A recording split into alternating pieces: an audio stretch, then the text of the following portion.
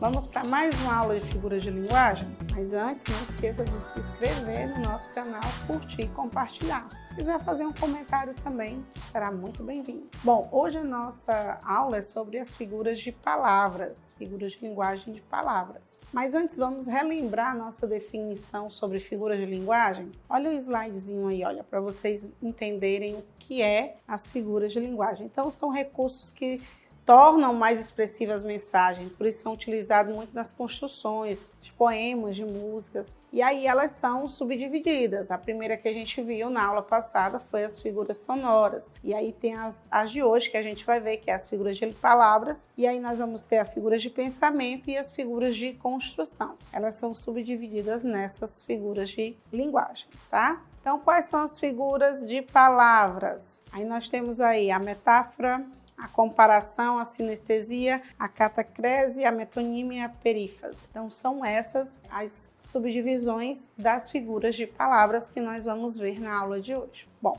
então vamos iniciar metáfora. Então, a gente tem aí alguns exemplos, né, de metáfora. Sua boca é um cadeado e seu corpo é uma fogueira. O samba é o pai do prazer, o samba é o filho da dor. Então, vamos lá, vamos pensar, né? Será que é possível ter um cadeado realmente na boca? Né? Será que realmente é possível o corpo virar uma fogueira? Então, é um sentido conotativo, é um sentido implícito ali nessa palavra, né? Ali naquela expressão. Então, quando eu digo que sua boca é um cadeado, o que é que eu quero dizer com aquilo? Eu quero dizer que você guarda segredos, que você sabe ser uma pessoa discreta, sabe, entendeu? Então, o quê? Que se tranca, que se fecha, que não é de falar muito. Então, vai depender do que o autor ele quer dizer ali no seu poema. Então, é isso. A metáfora é um sentido implícito, né? Na expressão ali colocada, tá bom? A próxima aí é a comparação. Então, de acordo com a definiçãozinha aí no slide, né? Então, comparação, existe palavra de conexão, né? A gente consegue identificar essa figura de linguagem por meio dessas palavras de conexão, como, tal, qual, assim. Então, vocês vão conseguir identificar ali uma figura de linguagem de comparação quando vocês observarem o uso dessas expressões, dessas palavras junto com o termo. Tá certo? Vamos ver aí um exemplo. Então, a gente tem um exemplo aí, ó. A minha filha é como um anjo. Então, eu estou comparando a minha filha a um anjo. Então, eu uso qual expressão para fazer essa comparação? A expressãozinha como, né? Então, ou quando eu digo assim, Maria é tão alta quanto João. Então, o tão, né, é utilizado para fazer essa figura de linguagem, essa comparação, tá? Vamos para a próxima.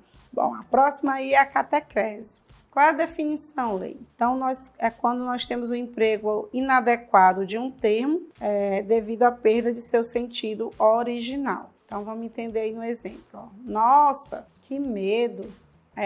E agora eu vou falar de catacrese. Então, a gente viu aí que houve ali a perca de sentido. Vamos ver mais um exemplo aí, né? Separados pela gentalha. Então, outro exemplo de catacrese. A metonímia. A metonímia é a substituição de uma palavra por outra, quando existe uma relação lógica ou uma proximidade de sentidos que permite essa troca. Tá? Então, eu vou substituir uma palavra por outra, mas aí ela tem que ter uma proximidade com relação ao sentido dela, tanto de uma quanto de outra, né? Para que ela não perca todo um sentido a frase, para que esse sentido não perca na frase, na oração, tá bom? Então, não pode esquecer disso. Aí a gente vê aí, ó, esse exemplo é bem legal, né, ó. Posto da Ipiranga, às margens plácidas, de um volvo heróico, brama, retumbante. Me lembra o quê? A partir do momento que eu tô lendo esse exemplo? Eu tô como se eu estivesse cantando o hino nacional. Então, palavras que têm um sentido semelhante. É claro que não é o hino, mas aí você vê a aplicação dessas palavras que tem um sentido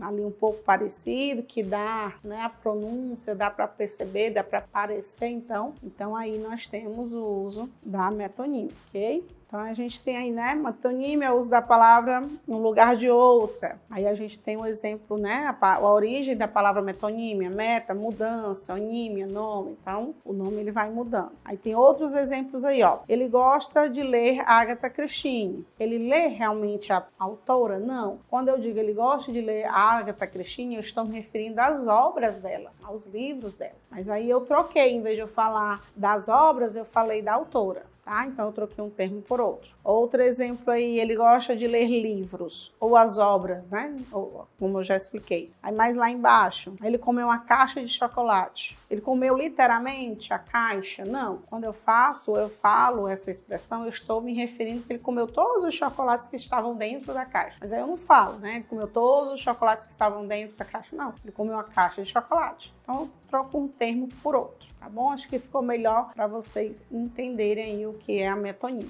tá bom? Então a próxima aí é a sinestesia. Sinestesia consiste em mesclar, né, misturar numa mesma expressão as sensações percebidas por diferentes órgãos dos sentidos. Vamos entender no exemplo aí, ó. Um grito áspero revela tudo que sentia. Então, um grito eu estou falando da questão auditiva, né? E áspero eu estou falando da questão do tato, né? Algo que eu pego. Aí houve essa mistura desses sentidos, né? O segundo exemplo aí, ó. O silêncio escuro do seu quarto aguardava os acontecimentos. Então, a gente tem o sentido sensorial, né? O auditivo e temos aí a visão. Então, houve essa mistura, então nós temos aí a sinestesia. Então, nós tivemos aí nossas figuras de palavras, espero que tenham ajudado vocês, né, com a definição e os exemplos aqui colocados, tá bom? Então, eu aguardo vocês na nossa próxima aula sobre figuras de linguagem.